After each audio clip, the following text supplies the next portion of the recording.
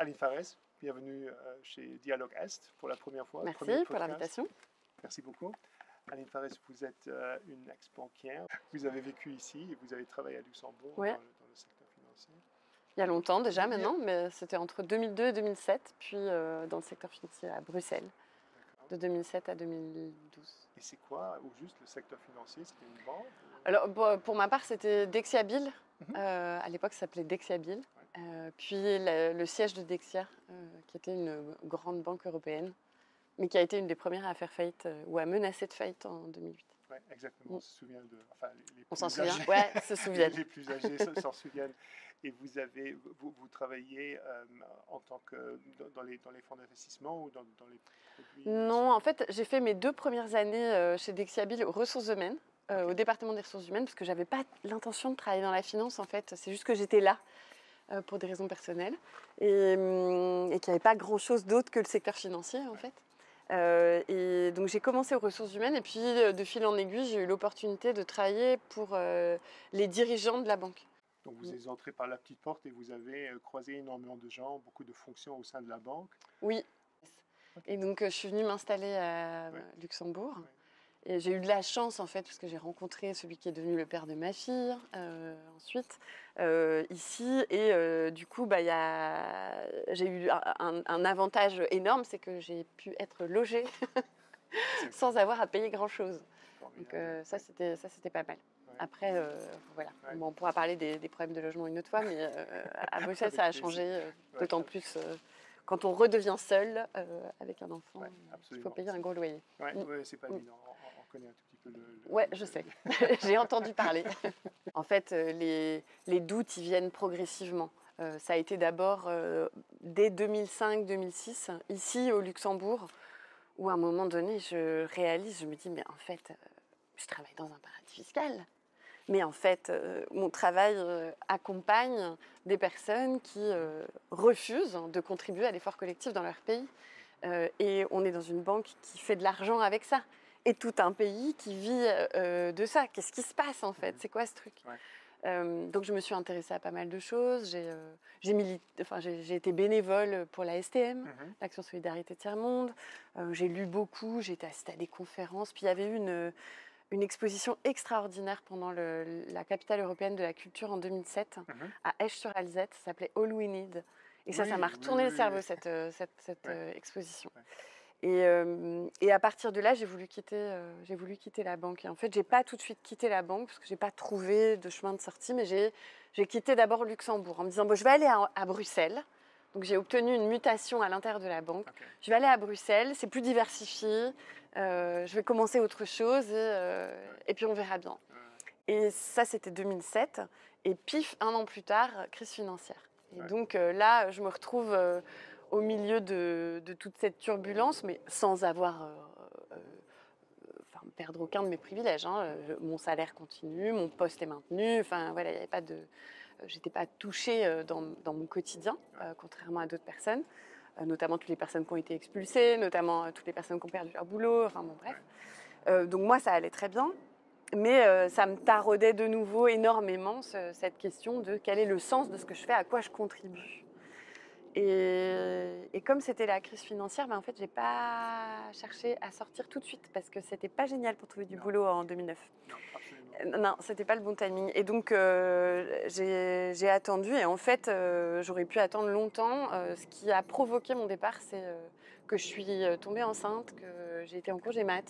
Et que du coup, j'ai réfléchi, j'ai pris de la distance et en rentrant, je ne voulais plus être là, d'autant plus que c'était l'année 2011, début de l'année 2011, et il y avait des mouvements sociaux énormes de contestation, notamment contre les politiques d'austérité qui étaient héritées des sauvetages bancaires en fait. Exactement. Et là, je me suis dit non mais en fait, là c'est bon, je me casse.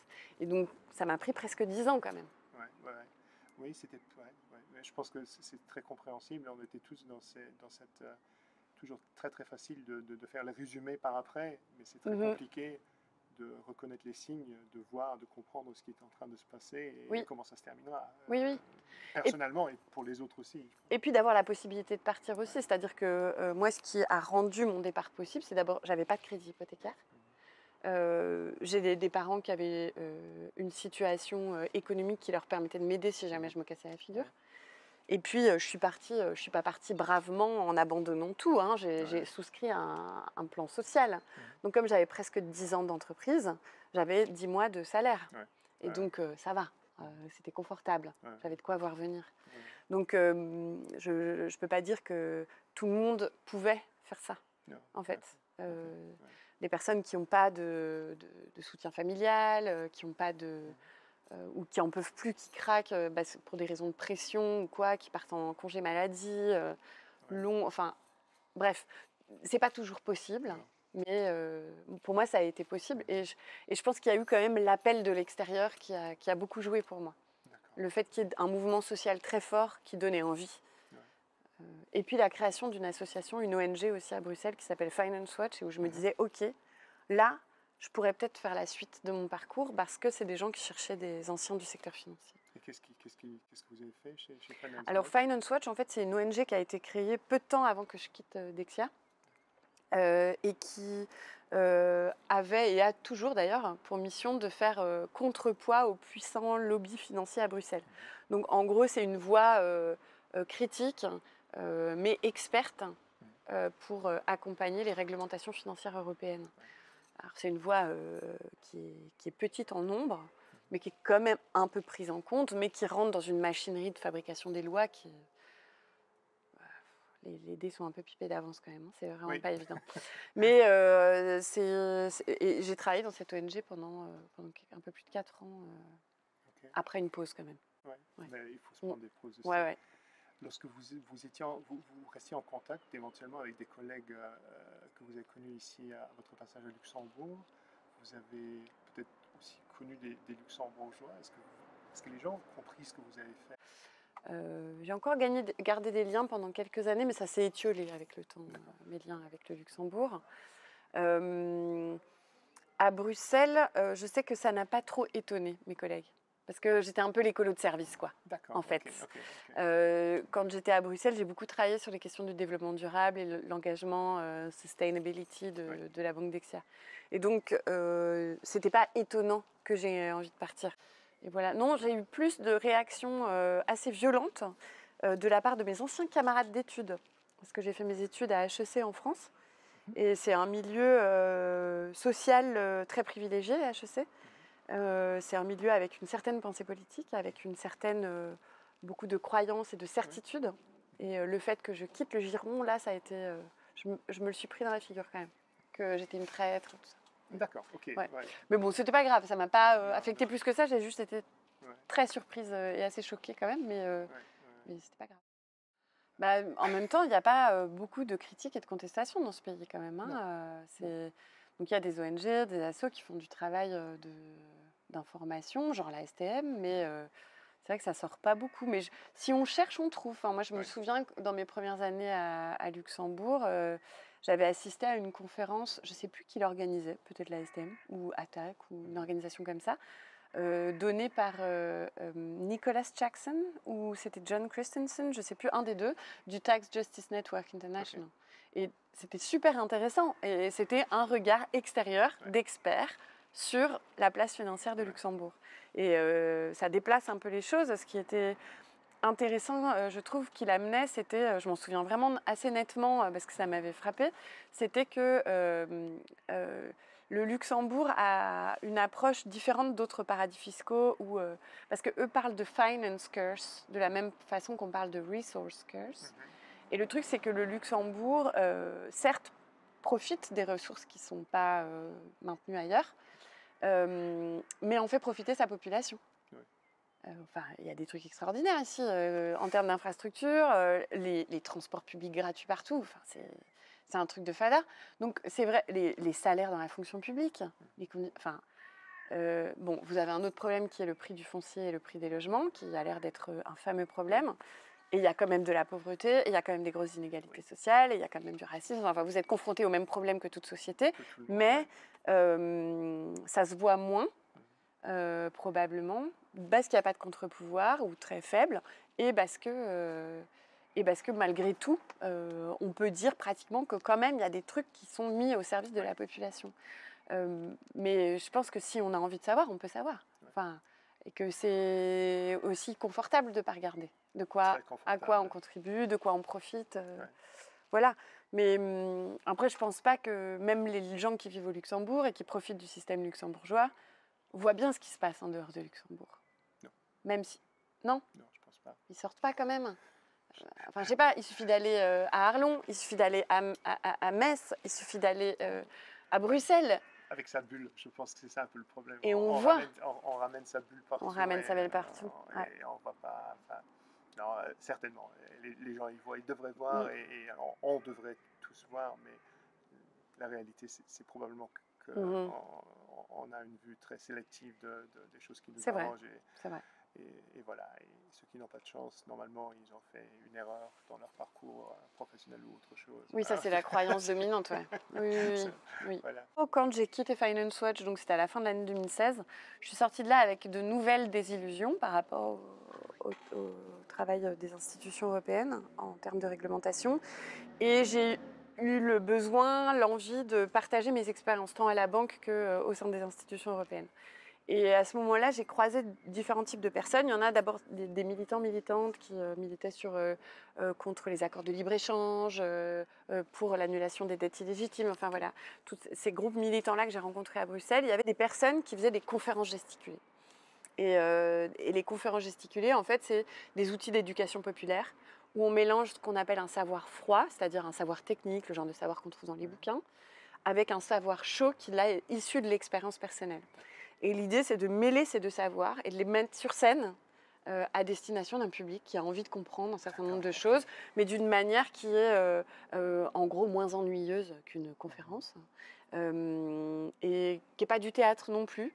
Mais donc c'est quand même du spectacle vivant. C'est censé aussi créer de la connivence avec le public parce que je parle de mon expérience personnelle à la banque, des doutes que j'ai eus, je me moque un peu de moi-même avec mes certitudes d'avant. Enfin, tout ce qui peut nous animer en tant qu'être humain peut créer de la connivence et permet d'embarquer les gens petit à petit dans ce que je raconte.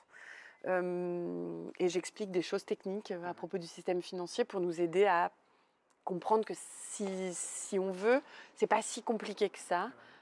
Et qu'en fait, c'est une affaire politique et pas une affaire technique. Donc ça a été la conférence gesticulée et elle a vraiment bien marché. J'ai eu plus d'une centaine de représentations depuis sa création, qui était en 2017. Alors, il y a des moments où je l'ai beaucoup présentée, en 2018-2019. Puis bon, il y a eu l'arrêt de la phase Covid. Puis ça a repris un tout petit peu. Et là, ça a repris beaucoup parce que, en tout cas depuis le mois de juin, parce qu'en fait, de 2019 à l'été dernier, au printemps dernier, j'ai travaillé sur une adaptation en bande dessinée de la conférence. Et donc, en fait, cette adaptation en bande dessinée, c'est parce que je me disais, non mais un jour, je vais en avoir ras-le-bol de raconter ça sur scène, puis je vais avoir envie de passer à autre chose.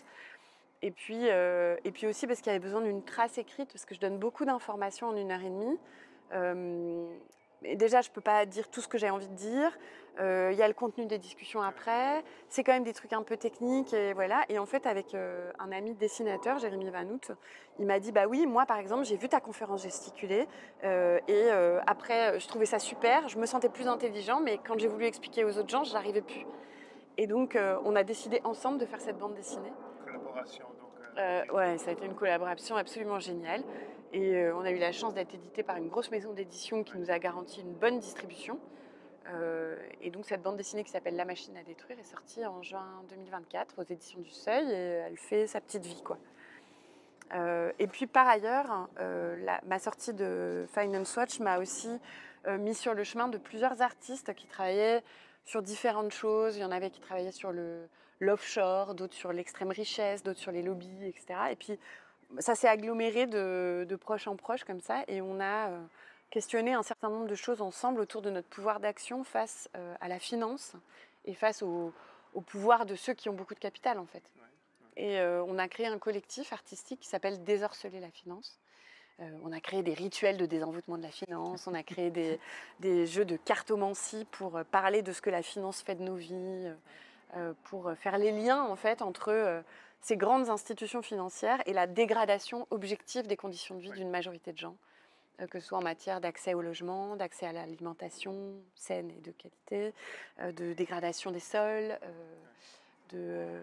voilà, de l'inégalité sociale, Accès aux soins, accès à tout. accès aux soins, et puis à migration, dispositifs militaires, sécurisation des frontières, répression, bon, tout ça. On avait envie de parler de tout ça et on continue d'ailleurs à le faire. Là, on vient d'obtenir un financement pour un projet sur les frontières, justement, sur Frontex. Voilà. Et donc, ça a été les trois grands projets que j'ai menés sur la finance et avec un objectif d'aborder le sujet de la finance d'une manière différente et aussi d'une manière plus, pas technique, mais plus politique et puis aussi sensible. Voilà. Retrouver un pouvoir d'agir, retrouver aussi une envie de se réemparer de nos vies, de ne pas juste subir ce qui se passe et qui est décidé par d'autres, et puis on est là à essayer de s'accommoder avec la situation. Et puis, y a ça, mais il y a aussi parler à des personnes, même si ce n'est pas ma priorité, mais puisque je suis au Luxembourg aujourd'hui et que c'est un pays où le niveau de vie, même s'il y a des inégalités, même s'il y a de la pauvreté, est quand même extrêmement élevé. On est dans un des pays les plus riches du monde ici. Donc il y a du capital, donc il y a de l'argent. Et je trouve que c'est important de réaliser pour toutes les personnes, par exemple, qui se posent des questions sur l'état de notre monde, sur les problématiques environnementales, de se rappeler que, par ailleurs, on est de plus en plus embarqué dans le système financier pour ce qui est de nos retraites, par exemple. Pour ce qui est des assurances vie, pour ce qui est de, en gros, répondre à des angoisses individuelles qui sont liées aux peurs de l'avenir, aux peurs de manquer, aux peurs de... Et en fait, c'est des angoisses auxquelles on répond par des produits financiers, qui sont des fonds de pension, qui sont des produits d'assurance, etc. Et sauf que tous ces produits-là, ils vont sur les marchés financiers pour acheter des titres. Ils spéculent avec des actions, des obligations. Et c'est des actions et des obligations d'entreprises qui font des désastres écologiques pour une partie d'entre elles assez importante. Ce sont des entreprises qui créent du malheur au travail. Ce sont des entreprises qui détruisent des espaces de vie d'autres personnes à travers le monde. Et en fait, est-ce qu'on a vraiment envie de ça, quoi ? Ils vont à la banque et disent « Oui, j'aimerais bien savoir qu'est-ce qu'il y a dans mon fonds. » « Oh, on ne peut pas trop vous dire, vous savez, ça change tout le temps. » Si, en fait. Déjà, les banquiers peuvent vous le dire, ça fait partie de leur travail. Ils n'ont qu'à imprimer, c'est pas grave, ils vous impriment la composition du fonds aujourd'hui. Et vous avez la composition aujourd'hui. Peut-être que demain, elle sera différente, mais ça vous donnera quand même une idée. Moi, je me souviens, j'avais fait ça au bout de quelques années chez Dexia, quand j'étais déjà à Bruxelles. Donc ça devait faire au moins 5-6 ans. Et je commençais à avoir un peu d'argent sur mon compte épargne. Bah oui, j'avais fini de payer mon emprunt étudiant, je commençais à avoir un peu d'argent. Du coup, je suis contactée par mon conseiller bancaire, de l'agence employée de Dexia à Bruxelles. Et puis, il me dit que je devrais plutôt investir parce que je commence à avoir de l'argent sur mon compte épargne et tout. Et je commençais à travailler sur le développement durable. Donc, je me dis, ah bah tiens, intéressant, je vais voir en tant que cliente ce que ça donne, quoi. Et je lui demande la composition des fonds durables. Et il a commencé à me faire, non, mais je peux pas. Je lui dis, bah si, donnez-moi. Première banque, première entreprise, Total. Je dis, mais vous foutez de moi ou quoi ? Ça, c'est du sustainable ? Non, vous n'êtes pas sérieux. Et donc voilà, et après on commence à comprendre comment c'est fait. C'est des histoires de best in class, donc ça veut dire que sur une classe de mauvais élèves, si vous êtes le meilleur, bah, en fait ça passe. Ça veut dire que... Enfin, voilà. Donc ça vaut le coup de s'intéresser, mais c'est vrai que ça demande des efforts. Et puis parfois, c'est pas évident non plus, parce que j'en ai parlé avec ma mère il n'y a pas très longtemps. Enfin, il y a quand même déjà 2-3 ans. On parle de tout ça, et puis et elle m'explique qu'elle a une assurance vie. Je dis, mais maman, je t'explique tout ça depuis des années et tu prends une assurance vie, qu'est-ce qui se passe ? Je dis, c'est mon banquier qui m'a vendu ça. Mais tu comprends, il y a des avantages fiscaux. Et puis c'est pour vous que je fais ça. Alors, c'est pour vous que je fais ça, je comprends, merci maman. Mais en fait, et en fait, c'est des avantages fiscaux. Donc, c'est pas juste le secteur financier, c'est aussi tout un accompagnement d'un système. Donc, c'est normal que ce soit compliqué d'en sortir, mais je pense que ça vaut vraiment la peine de s'y intéresser et d'essayer d'éviter ça et de penser à d'autres façons comme des endroits comme ici, et comme plein d'autres possibilités, d'autres façons d'utiliser son argent pour faire vivre les communautés dans lesquelles on vit et en faire des lieux accueillants et autonomes aussi. Voilà. Aline Farès, merci beaucoup. Avec plaisir. Ça touche à la fin. Merci d'être passé chez nous à Luxembourg. Merci. On vous souhaite beaucoup de succès avec les spectacles que vous allez encore faire, avec vos prochains livres, avec tout. Et revenez bien vite nous dire bonjour. Merci beaucoup. Merci.